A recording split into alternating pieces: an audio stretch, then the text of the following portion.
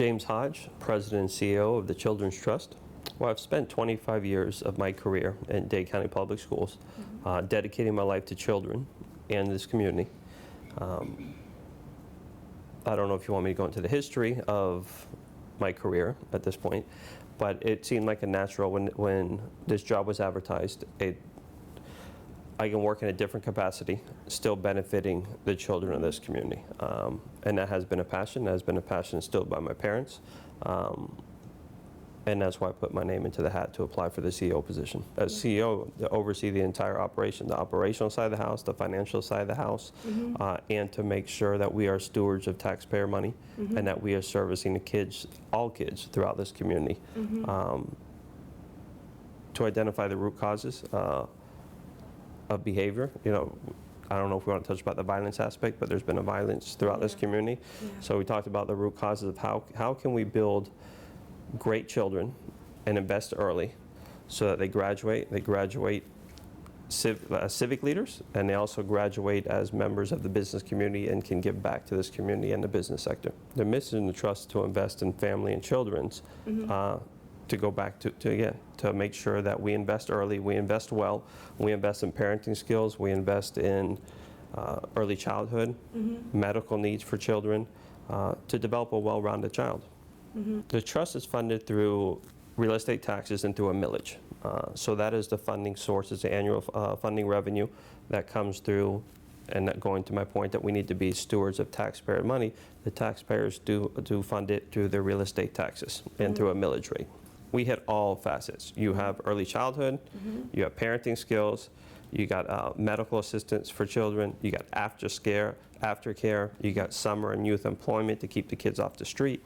So investing in all these programs, and under those umbrellas, there are series of programs within those that are operated throughout this community. And I think if you look at the website, we're from Homestead to Aventura, from the south to the north, we're covered throughout all the communities. And it really is to invest in children and try to wrap our arms around children, especially the children in some zip codes that are the most vulnerable, that don't have the support, to really raise good citizens and try to give them a quality of life which they deserve. And you can't do it by programs. We can't fund our way out of this. We really need families, we need community, we need faith-based organizations, we need the business community to really get involved and work with children to make sure that if we do it right and we invest correctly and everybody wraps their arms around these kids, it's a win-win. The kids win, the business community wins, you are developing, you have a pool of talent in this community, so you do not have to go outside.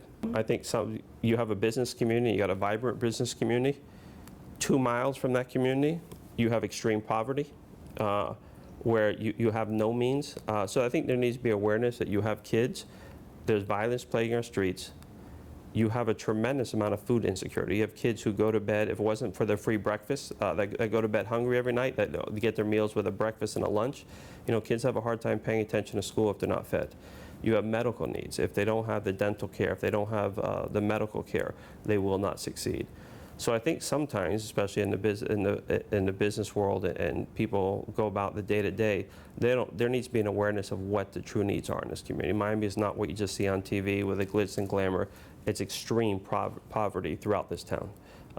We have the have and the have-nots, and the divide seems to be getting bigger.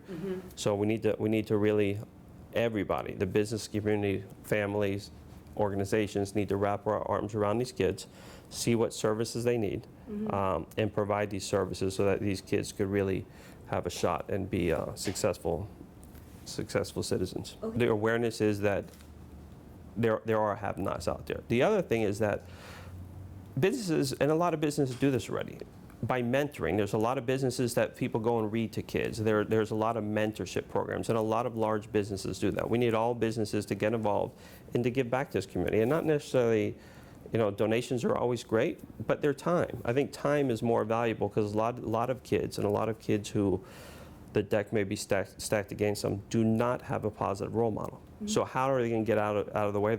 How are they going to get? Who can they follow to succeed? And having a mentor, having somebody in their life is critical.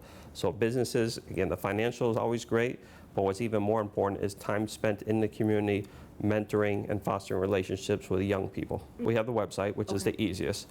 The second thing, which we are taking a huge initiative, is a massive social media campaign. We would hope that the business can join, because we post daily of the different things we're doing and the different providers that we work with and the different events we have. So we have so many different events. Business and individuals, you know, they may have different areas that they want to get involved in. So please follow us on social media. As well as we have a community engagement team, where this is a new initiative from us that gets out in the community so that we hear what the concerns are. And we bring that back in, and that's how we roll out programs and make decisions also based on community engagement. So going back to your question about how the business get involved, again, I think the website would be a great place. And there are so many, whether it's the Children's Trust or any other organizations, there are a lot of organizations that need mentors and that need business to get involved. There's tons of them out there. There just needs to be a willingness to do so. I don't know necessarily how significant the access is. What usually in the lower socioeconomic areas is having the means to have a primary home, a primary doctor, where you don't want to have your first visit be an ER visit. There should be primary care, and that even from a business aspect goes. Your first visit shouldn't be a $2,000, $3,000 visit when you can have a primary home. So through the Health Connect, and we put nurses and social workers in the schools, is to give these kids somewhat of a primary home where they can get medical care in the school. So while they're at the school, because also in very low socioeconomic areas, they may not have the means of transportation, but this is in their school. So in their school, they have access to medical care, and dental care and vision and other aspects. So it really is, if a kid is sick, he's not going to learn.